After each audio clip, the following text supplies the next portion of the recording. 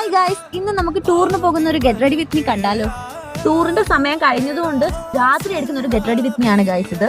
Tour രാത്രി fix ആയിട്ടേ ഉള്ളൂ. ഇപ്പൊ ഒരു അരമണിക്കൂറിനുള്ളിൽ തന്നെ എനിക്ക് ഇറങ്ങണം. സോ ഞാൻ പെട്ടെന്നാണ് ഒരുങ്ങുന്നത്. കൈ കിട്ടിയ ഒരു ടീഷർട്ടും കംഫർട്ടബിൾ ആയിട്ടുള്ള ഒരു പാന്റും ഇട്ടിട്ടാണ് ഞാൻ ഇറങ്ങുന്നത്. പിന്നെ കൈ കിട്ടിയ സാധനങ്ങളൊക്കെ ഇട്ട് ലൈറ്റ് ആയിട്ടൊരു മേക്കപ്പ് മാത്രമേ ചെയ്തിട്ടുള്ളൂ. അത് നമുക്ക് കാണാം.